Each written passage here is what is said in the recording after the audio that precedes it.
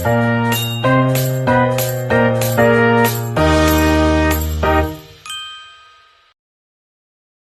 membacakan puisi yang berjudul Hujan Bulan Juni karya Sapardi Djoko Darmono. Tak ada yang lebih tabah dari hujan bulan Juni. Dirahasiakannya rintik rindunya kepada pohon berbunga itu.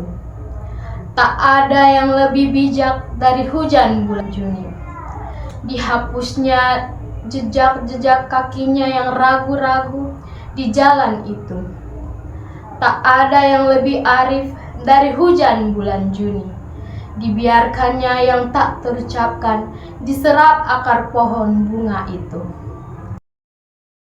Puisi yang kedua berjudul Karangan Bunga karya Taufik Ismail. 3 anak kecil dalam langkah malu-malu datang ke Salemba sore itu. Ini dari kami bertiga, pita hitam pada karangan bunga, sebab kami ikut berduka bagi kakak yang ditembak mati siang tadi. Puisi ketiga yang berjudul Ujung-Ujung Hujan karya Aan Mansur. Dulu dalam dingin kita berpelukan, sambil membayangkan ujung-ujung hujan sebagai kembang api yang merayakan cinta yang tak akan pernah diajarkan. Sampai tibalah hari haru itu, kau berlalu. Aku menutup pintu dan ujung-ujung hujan yang jatuh tumbuh jadi rerumputan dan perdu. Hari ini, tiba-tiba aku ingat kau di dada jalan yang membawamu jauh. Setiap ujung hujan yang menyentuh adalah mekaran bunga-bunga beribu. Karya Aan Mansur. Puisi yang keempat yang berjudul Sajak Widuri untuk Joki Tobing karya W.S. Rendra. Debu mengepul mengolah wajah tukang-tukang parkir. Kemarahan mengendon di dalam kalbu purba. Orang-orang miskin menentang kemelaratan. Wahai Joki Tobing, kuseru kamu, karena wajahmu muncul dalam mimpiku. Wahai Joki Tobing, kuseru kamu, karena terlibat aku di dalam napasmu. Dari biskota ke biskota, kamu memburuku. Kita duduk bersandingan, menyaksikan hidup yang kumal dan perlahan tersirap darah kita. Melihat sekuntum bunga telah mekar dari puingan masa yang putus asa. Terakhir, puisi yang berjudul Ibu karya Khairil Anwar. Pernah aku ditegur, katanya untuk kebaikan. Pernah aku dimarah, katanya membaiki kelemahan. Pernah aku diminta membantu, katanya supaya aku pandai. Ibu, pernah aku merajuk, katanya aku manja. Pernah aku melawan, katanya aku degil. Pernah aku menangis, katanya aku lemah. Ibu, setiap kali aku tersilap, dia hukum aku dengan nasihat. Setiap kali aku kecewa, dia bangun di malam sepi lalu bermunajat. Setiap kali aku dalam kesakitan, dia obati dengan penawar dan semangat. Dan bila aku mencapai kejayaan, dia berkata, bersyukurlah pada Tuhan. Namun, tidak pernah aku lihat air mata dukamu mengalir di pipimu. Begitu kuatnya dirimu, Ibu, aku sayang padamu. Tuhanku, aku bermohon padamu, sejahterakanlah dia selamanya. Baik, saya telah selesai membacakan 5 puisi dan di sini saya akan menganalisis unsur intrinsik dan ekstrinsik dari puisi yang telah saya bacakan. Baik, saya akan menganalisis unsur intrinsik dan ekstrinsik yang terdapat dalam puisi Hujan Bulan Juni karya Sapardi Djoko Darmono. Yang pertama, tema. Tema yang terdapat dalam puisi tersebut yaitu ketulusan, cinta yang diam, sabar, dan penuh pengorbanan. Hujan menjadi simbol cinta yang tidak menuntut balasan. Yang kedua, amanat. Amanat dalam puisi tersebut, yang pertama, cinta sejati tidak selalu harus diungkapkan. Yang kedua, kesabaran dan ketulusan lebih bermakna daripada kata-kata. Dan yang terakhir, belajarlah untuk mencintai tanpa harus memiliki. Yang ketiga, suasana. Suasana dalam puisi tersebut yaitu hening, sendu, lembut, penuh perasaan yang dipendam. Yang keempat, nada. Nada reflektif, tenang, kontemplatif, penyair seperti sedang merenung. Yang kelima, tokoh. Tokoh utama tersirat sebagai seseorang yang mencintai dengan sabar dan diam, disimbolkan dengan hujan. Yang keenam, latar. Latar dalam puisi tersebut ada latar waktu dan latar suasana. Latar waktunya itu di bulan Juni, di mana bulan Juni itu musim kemarau, tapi dalam puisi tersebut turun hujan. Jadi hujan di bulan Juni itu disimbolkan sebagai ketabahan. Latar suasana dalam puisi tersebut yaitu suasana tenang dan penuh renungan. Yang ketujuh, majas atau gaya bahasa. Yang pertama, personifikasi, di mana personifikasi yaitu memberi sifat manusia pada benda atau alam. Dalam puisi tersebut terdapat dalam kutipan kata dirahasiakannya rintik rindunya kepada pohon bunga itu, dan pada kata tak ada yang lebih tabah dari hujan bulan Juni. Makna dari kata-kata tersebut yaitu hujan digambarkan sebagai manusia yang sabar, tabah, dan penuh rindu. Yang kedua, majas metafora, digambarkan pada kata dibiarkannya yang tak terucapkan itu memberi makna sebagai rindu, diibaratkan sesuatu yang disimpan dalam diam. Majas metafora selanjutnya yaitu hujan. Hujan sebagai lambang kerinduan yang tertahan. Yang ketiga, majas simbolik, menggunakan simbol untuk makna lebih dalam. Hujan, simbol rindu dan ketabahan, dan bulan Juni, simbol waktu, kemarau atau keadaan yang tidak mendukung tapi tetap bertahan. Keempat, repetisi. Repetisi itu pengulangan kata atau ide untuk penguatan makna. Nah, repetisi dalam puisi tersebut yaitu pengulangan frasa pada kata hujan bulan Juni di beberapa bagian pada puisi tersebut.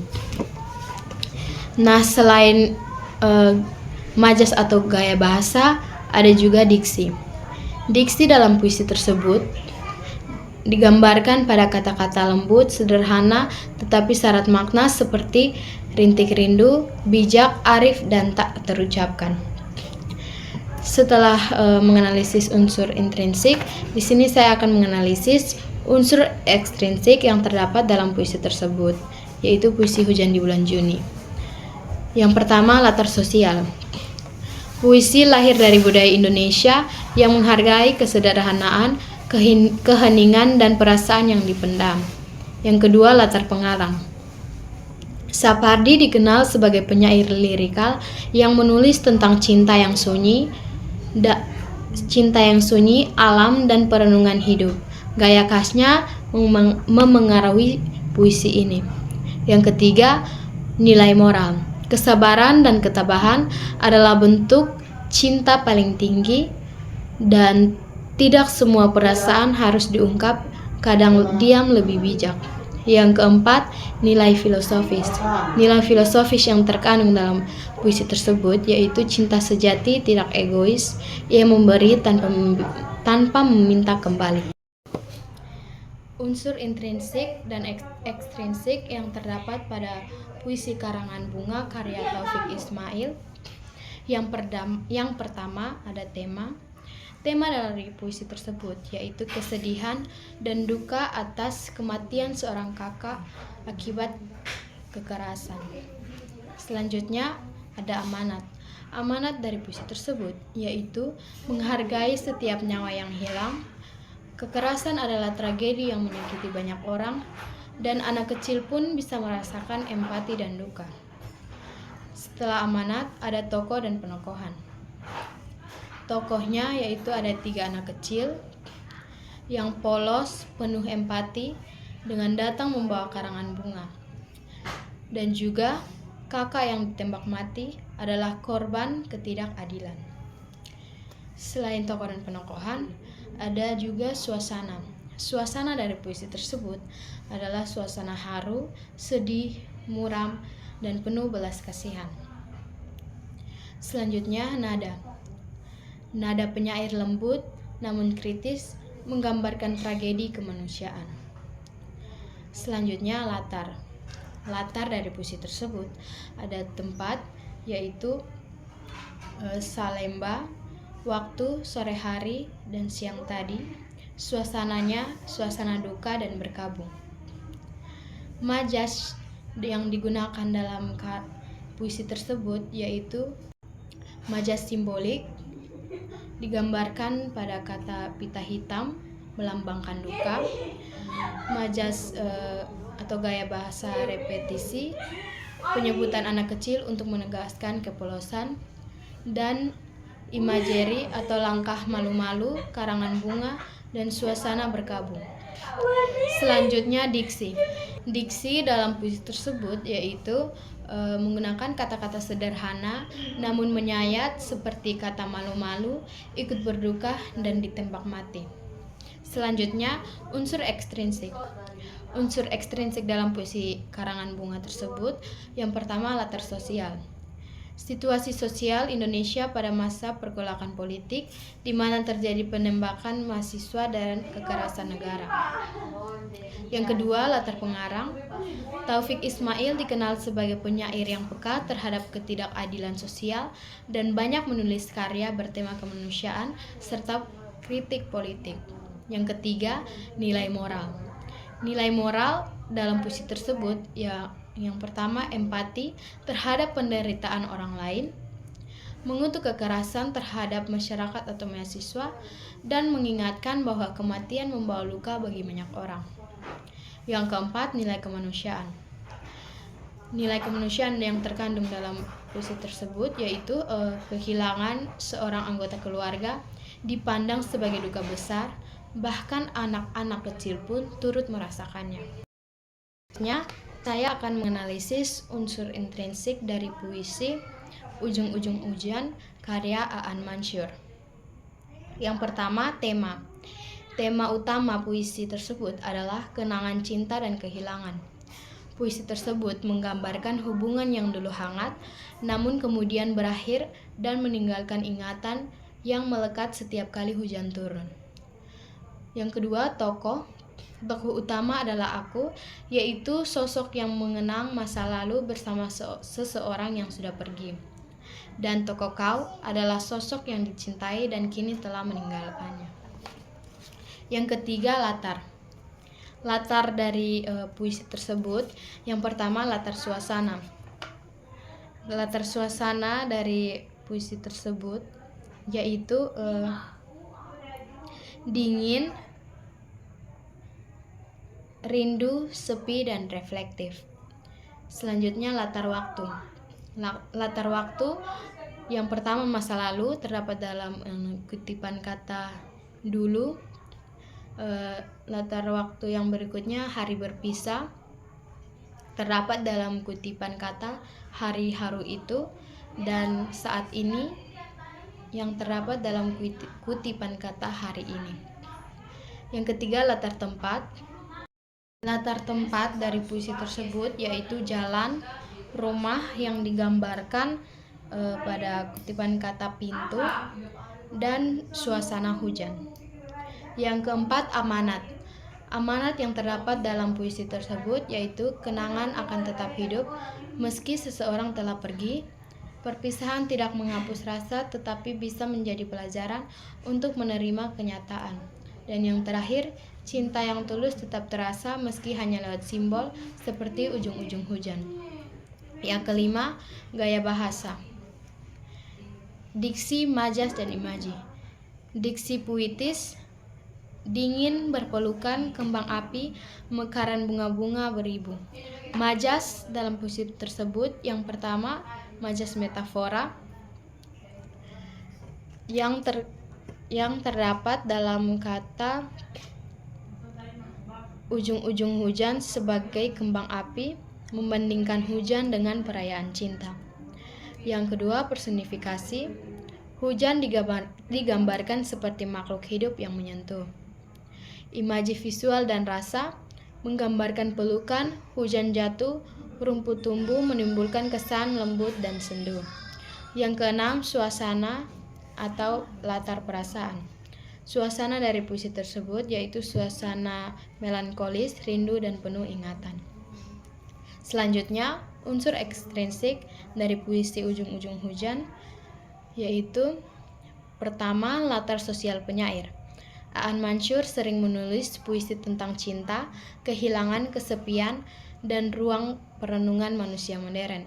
Hal ini memengaruhi gaya puisinya yang lembut namun emosional. Yang kedua, latar psikologis.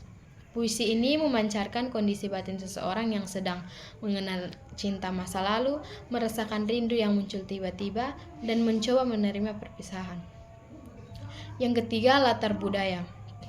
Latar budaya dari puisi tersebut yaitu dalam budaya masyarakat kita, hujan sering dianggap simbol kenangan, kerinduan, dan kesedihan, sehingga cocok sebagai simbol dalam puisi ini.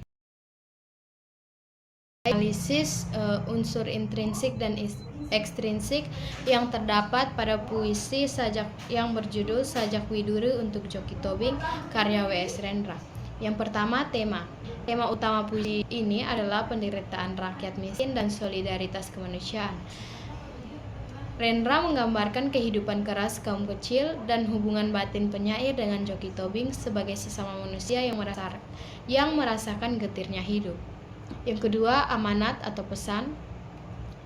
Yang pertama, hidup rakyat kecil penuh kesulitan dan perlu diperhatikan.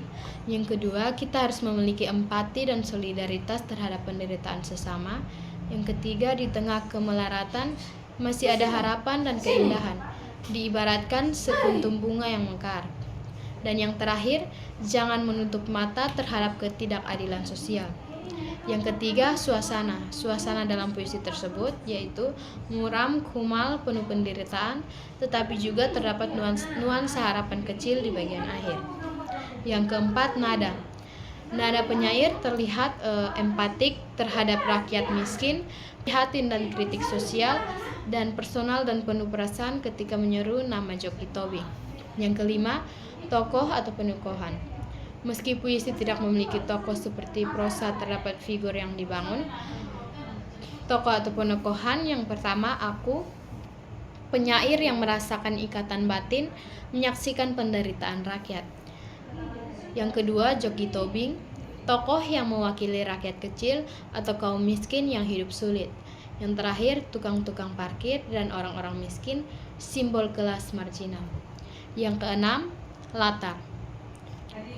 Tidak disebutkan langsung, tetapi dapat ditafsirkan, yaitu yang pertama latar tempat, jalanan kota yang berdebu, terminal atau halte bis kota, dan lingkungan miskin.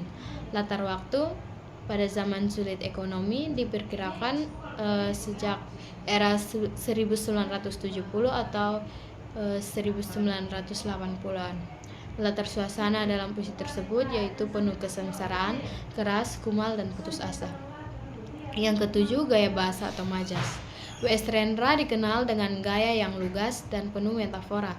Majas yang muncul antara lain, metafora terdapat dalam kutipan kemarahan mengendon di dalam kalbu purba. Yang kedua, hidup yang kumal dan sekuntum bunga telah mekar. Yang kedua, personifikasi.